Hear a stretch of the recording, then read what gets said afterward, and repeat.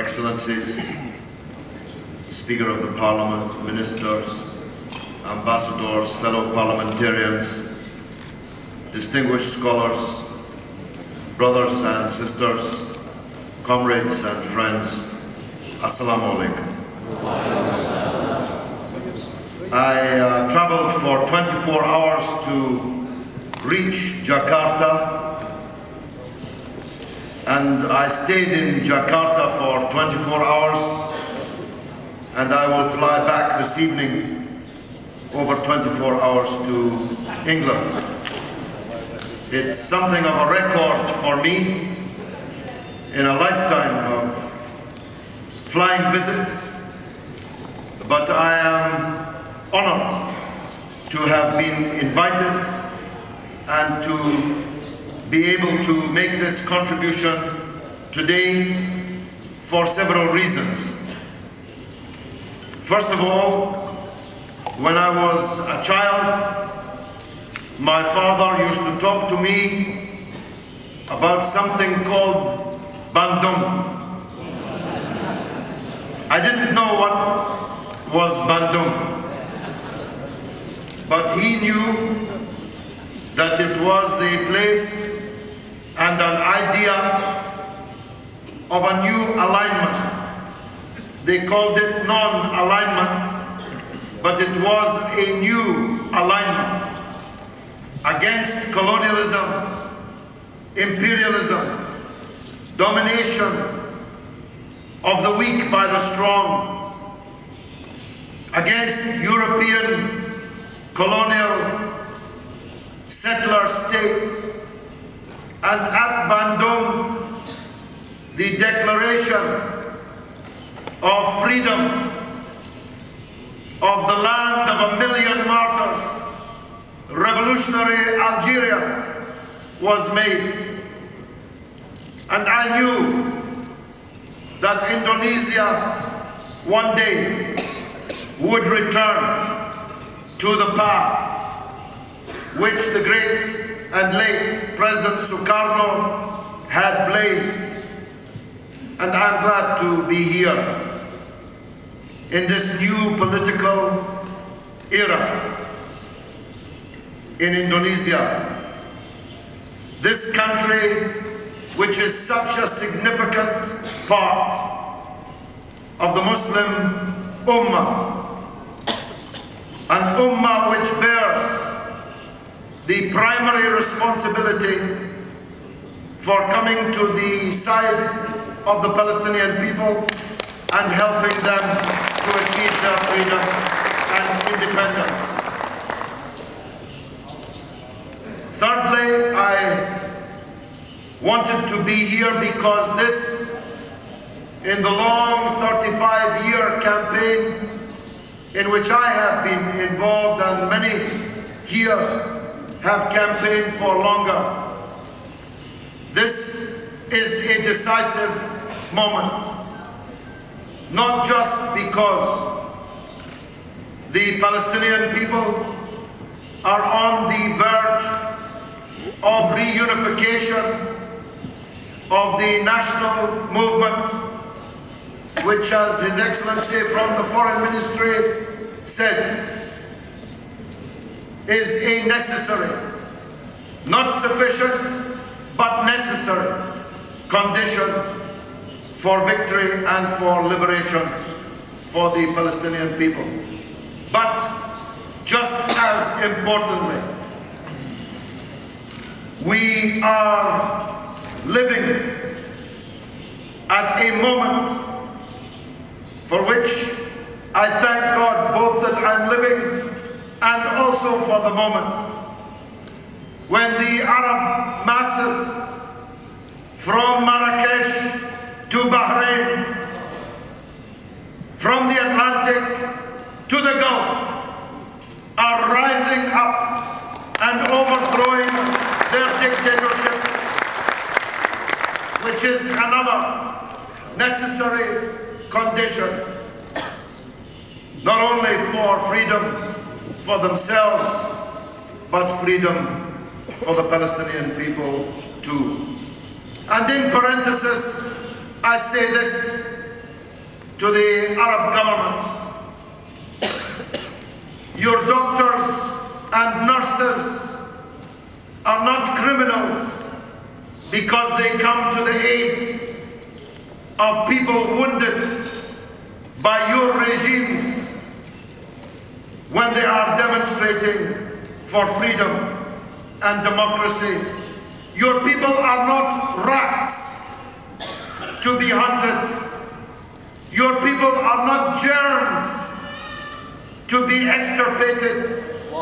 Your people are your people, and you have to have a contract with them, or you cannot govern anymore, because the age of dictatorship is ending in the Arab world, and all must take heed of that. But this Arab revolution transforms everything.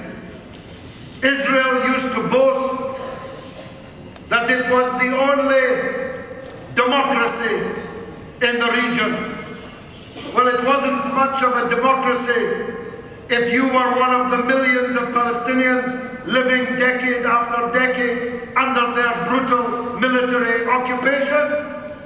It wasn't even much of a democracy if you were one of the second or third class citizens of what they call Israel. But insofar as it was a democracy, it depended upon the Arabs living under dictatorship. Now that that is changing, everything will change. Israel's strongest days are behind them. Many still act in their interest, but they do so out of interest, misguided sense of interest, and not out of love. Nobody in the world loves Israel anymore. It has lost its legitimacy long ago, drowned that legitimacy in blood long ago, but it took the world a long time to discover it. Maybe it began in 1982 with the invasion and occupation of Lebanon, the destruction of an Arab capital, the massacre of Sabra and Shatila. Maybe it accelerated through the years of the Palestinian Intifada, when the world watched the film of the boys having their arms broken, their bones broken by the brutal occupation forces. Maybe it accelerated further during the atrocity of the 2006 Israeli attack upon Lebanon. Maybe it reached its apogee in the Christmas New Year massacre of the Palestinian people under siege in Gaza, when white phosphorus gas was falling on refugees who supposedly were entitled to the protection of the so-called international community. Or maybe it drowned on the high seas on the 31st of May of last year, when in international waters, heavily armed gangsters from the so-called Israel Defense Force boarded the Mavi Marmara and murdered 9 unarmed international aid workers. Maybe it drowned there. Maybe it will drown over the next days if this flotilla that they have tried so hard to sabotage, to sink, to destroy, if it manages to make the high seas. Israel is threatening again to act as pirates and killers in international waters. We need, it's true, recognition, I say to His Excellency from the Foreign Ministry, of Palestinian rights, inalienable rights. But the most important of those rights was not mentioned with respect, sir. And I must mention it. The most fundamental right that the Palestinian people have, a legal and a moral right, a right which can never be sold and never be forsaken, is the right of every Palestinian in the world to return to their country, to their land, and to their homes. This right can never be taken away, negotiated away, sold away, bought away. This right belongs to each individual Palestinian and forever, and to their sons and their sons and their sons, until this right is respected and is achieved. We are doing what we can. On the 23rd of July, Viva Palestina will hold its second Summer University of Palestine in the American University of Beirut in Lebanon for 1 week, 23rd July to 30th July. I hope some of you will come. Go to our website, vivapalestina.org. At that summer university, we will announce 2 important new initiatives. I say to my friends in the room with whom I have traveled many difficult miles on previous initiatives, to be ready to again come physically to stand beside the Palestinian people under siege and under occupation. Action speaks louder than words. Words are necessary, conferences are necessary, meetings and resolutions are necessary, but action speaks louder than words. And in this great part of the Ummah, we have a right to ask. People say to me, someone asked me earlier, what will the British government do? The British government is the author of the Palestinian tragedy.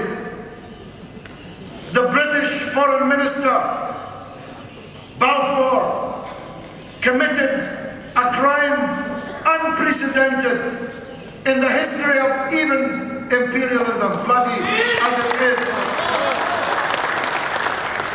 Balfour promised on behalf of one people to a second people the land which belonged to a third people, unprecedented. So don't expect anything from the British Empire, on which the sun never set. The sun never set on the British Empire because God would never trust the British in the dark. That's the reason why the sun never set on the British Empire. Don't look for the Europeans. Don't look for the British or the Americans. It's up to the Muslim world, first and foremost.